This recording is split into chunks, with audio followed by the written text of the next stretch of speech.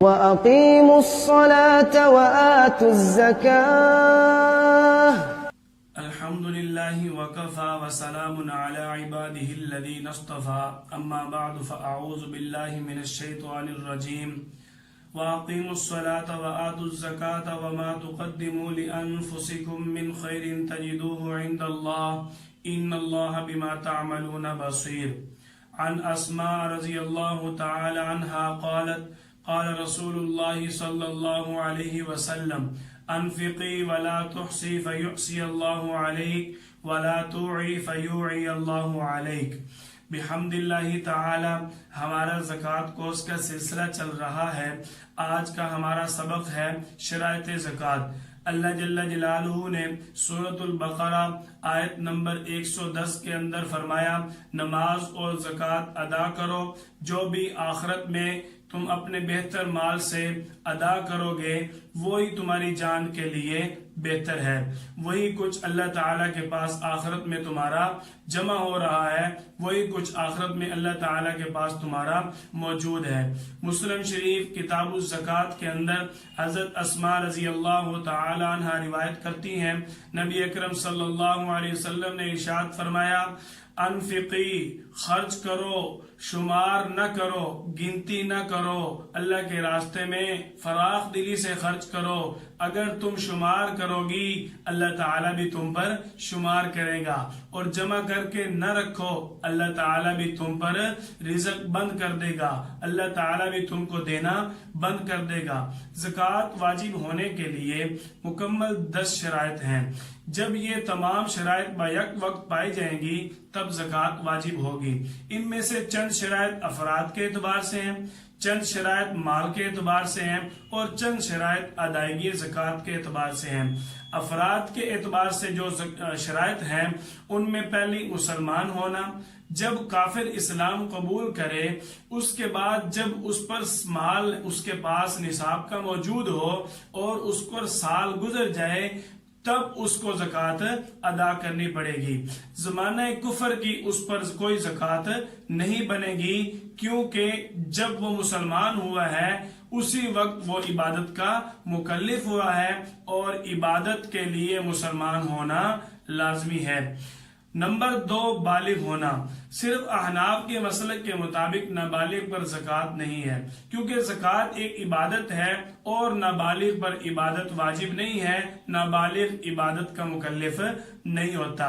مثال اس کی یہ لے لیں، اگر کسی نابالغ کی ملکیت میں اتنا مال ہے جو زکوٰۃ کے نصاب کو پہنچتا ہے تو اس کا جو ولی ہے، اس کا جو وارث ہے، جو اس کے پالنے والے ہیں، ان کو شریعت اس چیز کی اجازت نہیں دیتی کہ وہ اس کی طرف سے زکوٰۃ ادا کریں. نمبر 3 عاقل ہونا. عقل کے اندر یہ بات سمجھنے جو شخص بے ہوش رہے، جو شخص بے ہوش ہو جائے اس کو زکوٰۃ ادا کرنی پڑے گی، اس کو زکوٰۃ کی معافی نہیں ہے.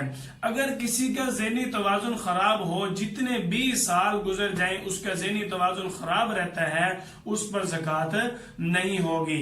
صحت یاب ہونے کے بعد جب اس پر 1 سال پورا گزر جائے گا پھر اس کو زکوٰۃ ادا کرنی پڑے گی. نمبر 4 آزاد ہونا. زکوٰۃ خود مختار پر فرض ہے، غلام پر بالکل نہیں. مال کے متعلق جو بھی شرائط ہیں ان میں نمبر 1 مال کا نصاب کے برابر ہونا. نمبر 2 ملکیت تام حاصل ہونا، یعنی ملکیت کے ساتھ ساتھ مال پر قبضہ بھی ہو. اگر مال پر قبضہ نہ ہو تو بندہ زکوٰۃ کیسے ادا کر سکتا ہے؟ ملکیت تام کا مطلب یہ ہے کہ بندے کو مال کے اوپر قبضہ حاصل ہو، تصرف مال حاصل ہو، یعنی بندے کو مال خرچ کرنے کا اختیار حاصل ہو.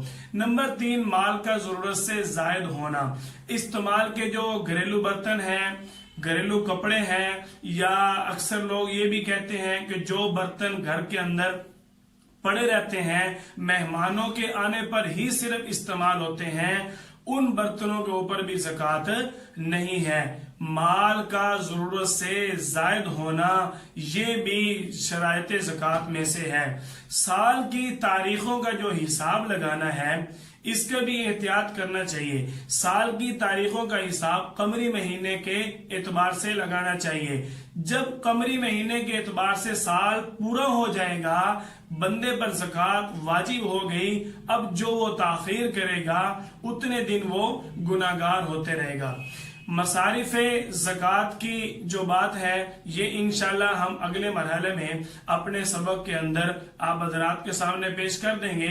زکوٰۃ کا جو آخری ادائیگی زکوٰۃ کے اعتبار سے 2 شرائط ہیں، ان میں یہ بات ذہن میں رکھیں کہ زکوٰۃ مستحق لوگوں کو ادا کرنا ضروری ہے. ہمیں علم ہے کہ یہ غیر مستحق ہے، یہ شخص مستحق نہیں ہے کہ اس کو زکوٰۃ دی جائے. پھر بھی ہم اگر اپنے رشتہ داری کو، اپنے تعلق کو، اپنے دوست کو، کسی کو بھی مقدم رکھیں کہ زکوٰۃ اس کو دے دی جائے، اگر وہ مستحق نہیں ہے آپ کی زکوٰۃ ادا نہیں ہوگی. زکوٰۃ ادا کرنے کے لیے یہ لازمی شرط ہے کہ مستحق شخص کو مال کا مالک بنایا جائے. زکوٰۃ کا معنی جو اصطلاحی ہے وہ یہی ہے کہ ایک متعین مقدار جو سالانہ 2.5% زکوٰۃ بنتی ہے اس کا کسی مستحق شخص کو مالک بنا دینا، اس سے زکوٰۃ ادا ہوتی ہے. اگر غیر مستحق کو ہم نے جانتے ہوئے اپنی زکوٰۃ دے دی، ہماری زکوٰۃ ادا نہیں ہوگی، بلکہ ہم گناہگار بھی ہوں گے. کیوں؟ شریعت کا حکم ہے مستحق کو دینا اور ہم اس بات کو تسلیم نہیں کر رہے، اس لیے ہم گناہگار ہوں گے. آخر میں آپ حضرات کو اس بات کی تاکید کر دوں کہ شرائط زکوٰۃ کا خاص خیال رکھنا چاہیے. اپنے مقامی علماء سے، مفتیان اکرام سے رہنمائی بھی لینی چاہیے اور مشاورت بھی کر کے زکوٰۃ ادا کرنی چاہیے. زکوٰۃ ادا کرتے ہوئے دل میں میلان نہیں ہونا چاہیے. اخلاص نیت کے ساتھ زکوٰۃ ادا کرنی ہوگی. اخلاص نیت سے زکوٰۃ ادا کریں گے تو اس کا اللہ جل جلالہ ہمیں اچھا صلہ عطا فرمائیں گے. فراخ دلی کے ساتھ زکوٰۃ ادا کرنی چاہیے. زکوٰۃ دیتے ہوئے اتنی کنجوسی سے حساب نہ لگایا جائے کہ کہیں نصاب کم ہونے کا خطرہ ہو جائے، کہیں جو اپنی زکوٰۃ بنتی ہے، جتنی مالیت زکوٰۃ کی بنتی ہے، کہ اس کے کم ہونے کا شبہ پیدا ہو. فراخ دلی کے ساتھ زکوٰۃ کے مال کا حساب لگانا چاہیے. کیوں؟